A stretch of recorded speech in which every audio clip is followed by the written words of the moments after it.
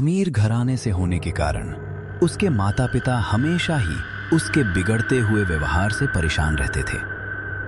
देर रात तक घर से बाहर रहना, दोस्तों के साथ बेपरवाह घूमना। उन्हें डर था कि कहीं ये लापरवाही उनकी परवरिश और नाम दोनों पर सवाल न खड़े कर दे। एक रात दरवाजा फिर बहुत देर से खुला। तुम्हें मैंने कितनी बार समझाया है, ये देर रात घर आना जाना कल से बंद कर दो, लेकिन तुम हो कि अपनी जिद पर अड़ी हुई हो। हमारे खानदान का नाम मिट्टी में मिला दिया है तुमने। मौ, मैं अपनी जिंदगी अपने तरीके से जीना चाहती हूँ। हर बात पर रोक टोक से घुटन होती है। मैं गलत नहीं हूँ, बस अलग हूँ। मेरे कदमों को यूं कैद मत कीजिए। तो ठीक है, अगर यही तरीका है जीने का, तो फिर इस घर से तुम्हारा कोई लेना देना नहीं। आज से तुम अपने रास्ते और हम अपने। डैड, ऐसा मत करो प्लीज। तुम अपना सामान बांध लो और यहां से चली जाओ। उसी दिन पूर्णिमा की रात थी और शीला अपने घर से निकल चुकी थी। घर से निकलने के बाद वो बार बार अपने दोस्तों को कॉल कर रही थी। शीला तेज कदमों से अंधेरी सड़क पर आगे बढ़ रही थी। दिल अभी भी डर से जोर जोर से धड़क रहा था। पीछे मुड़कर देखने की हिम्मत उसमें नहीं थी। तभी अचानक सामने से कुछ सामने 4-5 गुंडे उसके रास्ते में आकर खड़े हो गए। ओहो, तू चीज बड़ी है मस्त मस्त, तू चीज बड़ी है मस्त, क्या लग रही यार। शीला पूरी तरह घबराई हुई वहीं रुक गई। इतनी रात को कहाँ जा रही हो जाने मन? एक ने हंसते हुए कहा और बाकी सब उसकी तरफ बढ़ने लगे। शीला का गला सूख गया, आवाज जैसे कहीं खो गई थी। वो पीछे हटने लगी, लेकिन पीछे भी अंधेरा ही था। कोई है, बचाओ। उसकी कांपती आवाज सुनसान रात में गूंज गई। गुंडे अब बिल्कुल करीब आ चुके थे। उसी पल दूर से तेज कदमों की आवाज आई। उसे हाथ मत लगाना। एक लड़का दौड़ता हुआ आया और शीला के सामने ढाल बनकर खड़ा हो गया। उसकी आंखों में गुस्सा था और हिम्मत भी। पीछे हट जाओ, वरना अच्छा नहीं होगा। तो क्या उसका मजनू है क्या, जो उसे बचाने के लिए आ गया? चुपचाप निकल लो यहां से, वरना अगला कॉल पुलिस को जाएगा। और याद रखना, दोबारा इस रास्ते पर दिखना नहीं चाहिए तुम लोग। डर मत, अब मैं आ गया हूं, तुम सुरक्षित हो। शीला बस उसके तरफ देखती रह गई। रात अब भी चुप थी, सड़कें सुनसान थीं और शीला के पास अब लौटने के लिए कोई घर नहीं था। कुछ पल की झिझक के बाद उसने उस लड़के की आंखों में देखा। अजनबी था, मगर उसकी बातों में एक अजीब सा सुकून था, जैसे तूफान में कोई शांत किनारा मिल गया हो। डरो मत, तुम चाहो तो आज की रात मेरे कमरे में रुक सकती हो। मैं यहाँ पास ही रेंट पर रहता हूँ। जब तक तुम संभल नहीं जाती, तुम सुरक्षित हो।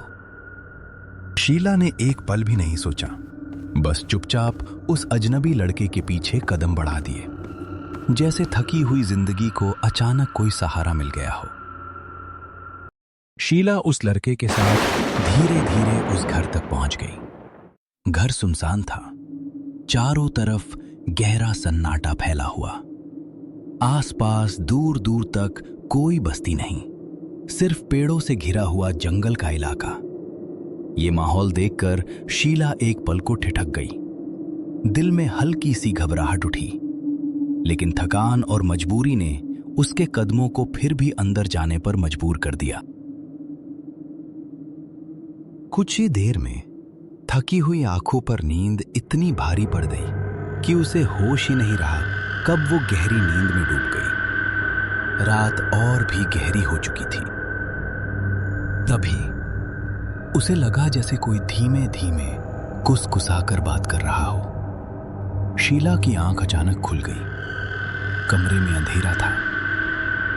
वो धीरे से उठी और कांपते कदमों से खिड़की के पास जाकर बाहर झांकने लगी। लेकिन बाहर जो उसने देखा, उसे देखकर उसके रोंगटे खड़े हो गए। जो लड़के रास्ते में उसे घेर रहे थे, वही लड़के घर के बाहर खड़े थे और उनके साथ रोहन भी खड़ा था।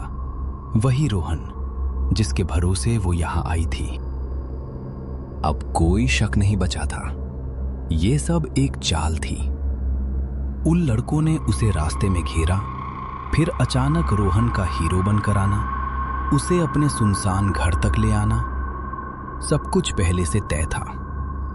रोहन की आवाज अब साफ सुनाई दे रही थी। शोर मत करना, वो अंदर ही है, आज बचकर नहीं जाएगी। ये सुनते ही शीला के पैरों तले जमीन खिसक गई। जिस पर उसने भरोसा किया, वही उसे जाल में फंसाकर खड़ा था। शीला घबराई हुई, डरी हुई जंगल की तरफ पूरी ताकत से भाग रही थी। उसके पैरों में चप्पल भी ठीक से नहीं थी, टहनियां चुभ रही थी, सांस टूट रही थी, लेकिन डर ने उसे रुकने नहीं दिया। पीछे से आवाजें आ रही थी। पकड़ो उसे, दूर नहीं गई होगी। दूसरी तरफ माँ बार बार दरवाजे की तरफ देख रही थी, जैसे अभी शीला लौट आएगी और सब कुछ पहले जैसा हो जाएगा। पता नहीं हमारी बेटी इस वक्त कहाँ होगी। माँ की कांपती आवाज कमरे की खामोशी में टूट गई। पिता चुप बैठे थे, चेहरे पर सख्ती अब नहीं थी, सिर्फ पछतावा था। उन्हें पहली बार एहसास हो रहा था कि गुस्से में कहा गया एक फैसला कितना भारी पड़ सकता है। इतनी रात, वो भी जंगल वाला इलाका। उनके मन में अनगिनत डरावने ख्याल एक साथ उमड़ने लगे। उस दिन पूर्णिमा की रात।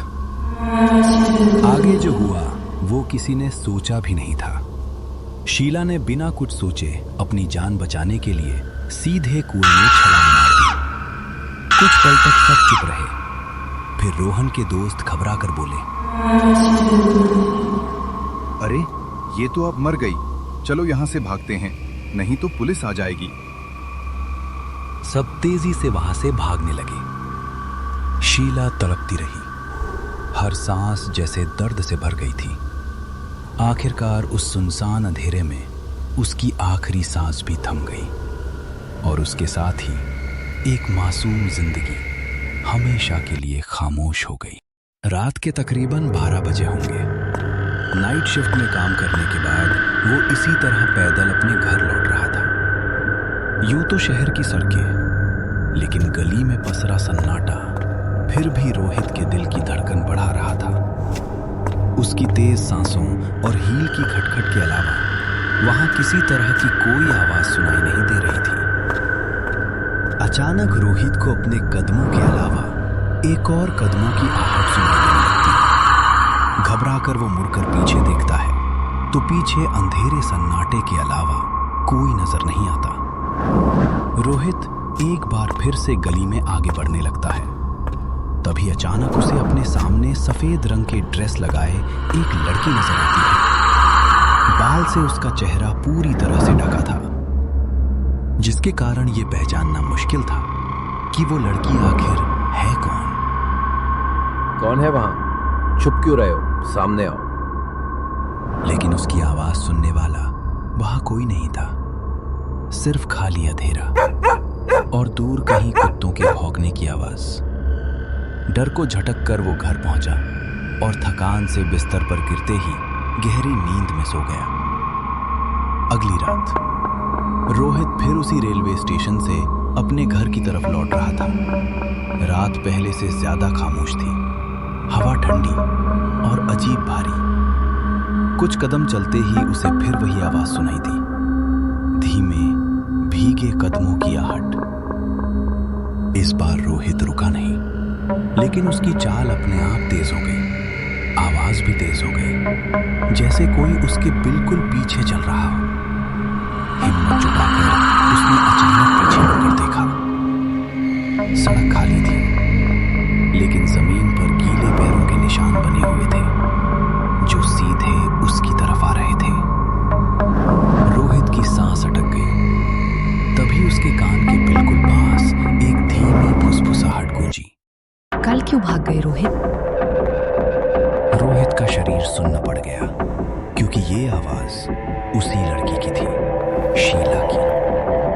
धीरे धीरे सामने की स्ट्रीट लाइट झपकने लगी और उसकी पीली रोशनी में रोहित ने देखा उसके ठीक सामने एक भीगी हुई परछाई खड़ी थी, सिर झुका हुआ, बाल चेहरे पर चिपके हुए। और जैसे ही रोहित पीछे हटने लगा, परछाई ने धीरे धीरे सिर उठाया। उसकी आंखें पूरी तरह सफेद थीं और अगले ही पल पूरी सड़क पर भयानक सन्नाटा छा गया।